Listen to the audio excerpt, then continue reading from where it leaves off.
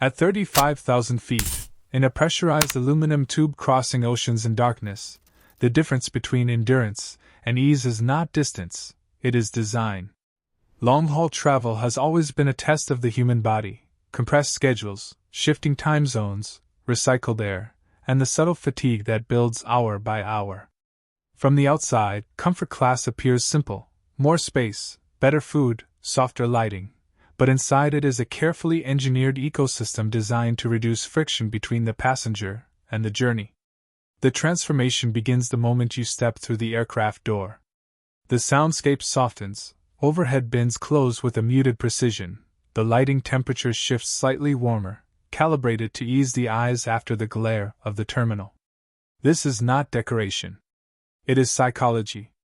Over the last decade, airlines have invested heavily in understanding how altitude, confinement, and time distortion affect mood. In comfort class, those findings are translated into physical form. Seat ergonomics are sculpted to support the spine's natural curve, with adjustable lumbar zones and headrests that cradle rather than confine.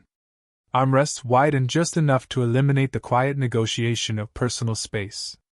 Footwells are measured not only for length, but for freedom of movement during sleep cycles. From the outside it looks like additional padding, inside it is biomechanical alignment at cruising altitude. Lighting follows a circadian narrative.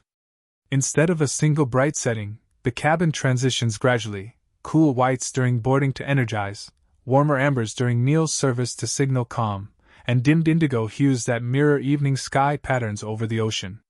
The result is subtle but powerful. The body begins to cooperate with the clock of the destination rather than resist it. Even the air feels different, though the pressurization may be identical to the rest of the aircraft. Materials matter. Textured fabrics absorb glare. Matte finishes reduce visual fatigue. Noise insulation in partition panels dampens the mid-frequency hum of engines, lowering perceived stress without altering the physics of flight. Service rhythm is another invisible layer. In economy, efficiency governs movement. Carts glide swiftly, trays are cleared with choreographed speed. In comfort class, the tempo slows. Meals arrive in courses rather than clusters, plated to mirror restaurant pacing rather than cafeteria throughput. Glassware has weight. Cutlery rests without rattle. It is not indulgence for its own sake. It is a recalibration of tempo that signals to the nervous system that there is time. Storage compartments are positioned within reach so that essentials never require awkward stretching across a stranger. Privacy dividers create micro-environments inside a shared fuselage, reducing cognitive load by limiting peripheral distraction. Even boarding and deplaning sequences are structured to minimize bottlenecks, subtly lowering stress before and after the flight.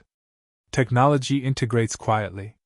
Touchscreens respond with measured sensitivity. Ambient reading lights adjust without glare, and seat controls allow micro-adjustments that transform a chair into a near-flat surface aligned with the body's natural resting posture. When the cabin darkens and the engines settle into their steady cruise resonance, comfort class becomes something else entirely: a private retreat suspended above continents. Outside the window, cloudscapes drift like slow-moving landscapes.